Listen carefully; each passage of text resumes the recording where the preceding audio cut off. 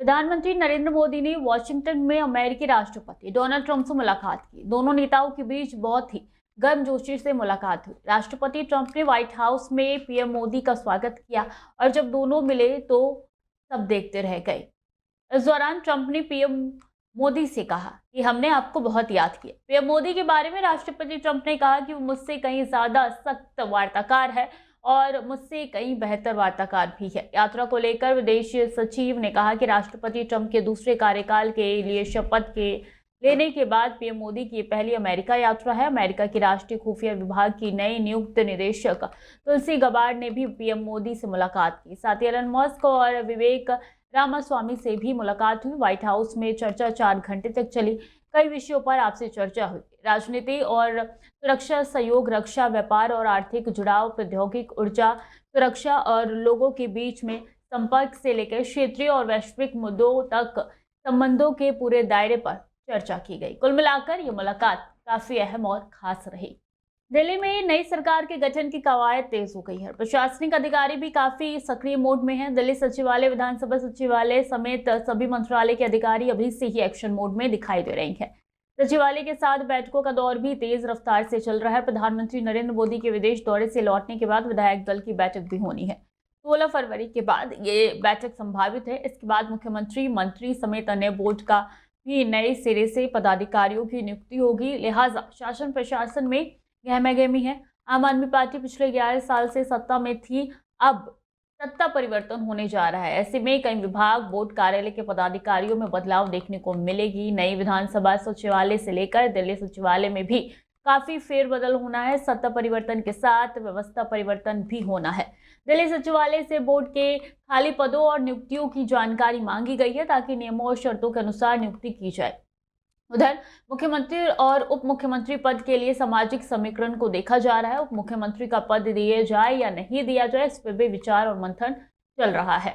मुख्यमंत्री समेत 7 मंत्रियों का मंत्रिमंडल हो सकता है। इसके अलावा विधानसभा अध्यक्ष, उपाध्यक्ष, मुख्य सचेतक, उप मुख्य सचेतक, दिल्ली जल बोर्ड, महिला आयोग, डीटीए में 2 विधायकों का भी बतौर सदस्य नियुक्त किया जा सकता है। सीआरपीएफ की महिला अधिकारी पूनम गुप्ता की शादी राष्ट्रपति भवन में हो गई। यह ऐतिहासिक शादी 12 फरवरी की रात हुई है। पूनम गुप्ता अभी राष्ट्रपति भवन में शादी की थी और द्रौपदी मुर्मू की पीएसओ है। ऐसे में राष्ट्रपति द्रौपदी मुर्मू की विशेष अनुमति से उनकी शादी हुई है। दोनों की शादी में परिवार के करीबी लोग और वीआईपी मेहमान पहुंचे थे। रात को राष्ट्रपति द्रौपदी मुर्मू भी वर वधू को आशीर्वाद देने पहुंची थी। सीआरपीएफ की महिला अधिकारी पूनम गुप्ता शादी के बंधन में बंध गई है। शादी इसलिए भी ऐतिहासिक थी क्योंकि इसका आयोजन राष्ट्रपति भवन में किया गया था और ये शादी धूमधाम से हुई। बता दें कि शादी की तस्वीरें खूब ज़्यादा वायरल हो रही है और ये वीडियो निकल के सामने आ रही है। पूनम गुप्ता राष्ट्रपति द्रौपदी मुर्मू की पीएसओ है। राष्ट्रपति की विशेष अनुमति से उनकी शादी हुई है। इस शादी में वर वधू के परिवार के करीबी लोग और वीआईपी मेहमान पहुंचे थे। पूनम गुप्ता की शादी अवनीश कुमार के साथ हुई है। यह राष्ट्रपति भवन के मदर टेरेसा कॉम्प्लेक्स में संपन्न हुई है। खुद राष्ट्रपति द्रौपदी मुर्मू पूनम गुप्ता और अविनाश कुमार को आशीर्वाद देने पहुंची। हालांकि सिक्योरिटी के चलते आशीर्वाद देकर लौट गई। वहीं पूनम गुप्ता की शादी में नर्मदापुरम सांसद दर्शन चौधरी भी पहुंचे। दिल्ली की सत्ता में जहां बीजेपी ने प्रचंड जीत हासिल की है तो वहीं आपको हार का सामना करना पड़ा। ऐसे में दिल्ली के प्रदेश अध्यक्ष ने अरविंद केजरीवाल पर नया आरोप लगाया है। अरविंद केजरीवाल द्वारा सरकारी पैसे से बने, बढ़े और पहचान बनाने वाले एक्स पोस्ट यानी कि जो ट्विटर था पहले, उनके खाते में सीएमओ दिल्ली को खुद का निजी एक्स पोस्ट खाता बनाकर उसे केजरीवाल एक्ट वर्क का नाम देने की हम निंदा करते हैं। ये वीरेंद्र सचदेवा की तरफ से कहा गया है। इसी के साथ उन्होंने कहा है 10 साल के सत्ता काल में राशन कार्ड से शीश महल घोटाले तक और ऑटो परमिट से शराब घोटाले तक ना जाने कितने घोटाले किए हैं, पर आज जो नई डिजिटल लूट सामने आई है वो अभूतपूर्व है। शायद ही देश में किसी निवर्तमान मुख्यमंत्री ने ऐसा कुछ किया हो। सुने उन्होंने क्या कुछ कहा है। चोर चोरी से जाए, हेरा फेरी से न जाए। अरविंद केजरीवाल जो हैबिचुअल ऑफेंडर बन गए हैं चोरी के, लूट के, घोटालों के, उनका एक नया घोटाला सामने आया है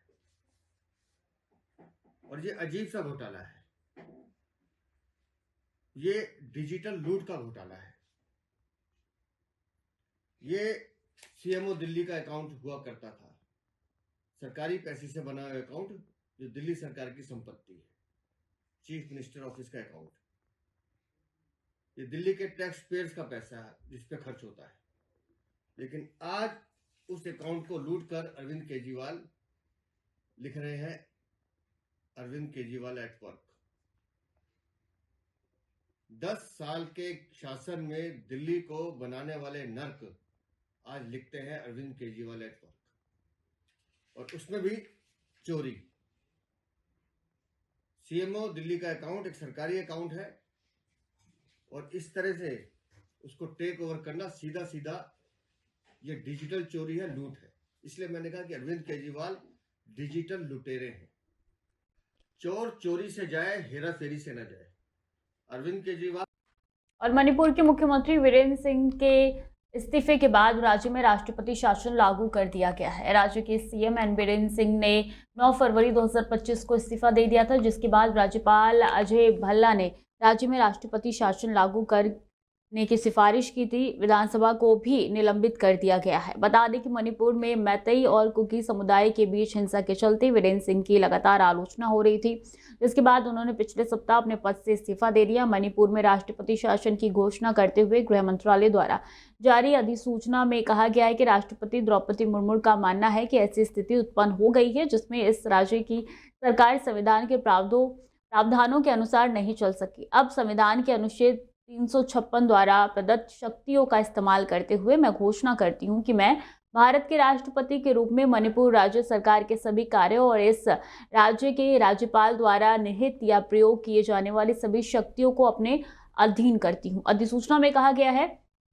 कि विधानसभा को निलंबित कर दिया गया है। भाजपा के नेतृत्व वाली केंद्र सरकार द्वारा राष्ट्रपति शासन लगाने का निर्णय ऐसे समय में लिया गया है जब पार्टी के पूर्वोत्तर प्रभारी संबित पात्रा और पार्टी विधायकों के बीच कई दौर की चर्चा के बावजूद पार्टी मुख्यमंत्री पद के उम्मीदवार पर अपने आप सहमति नहीं बना पाई, विफल रही।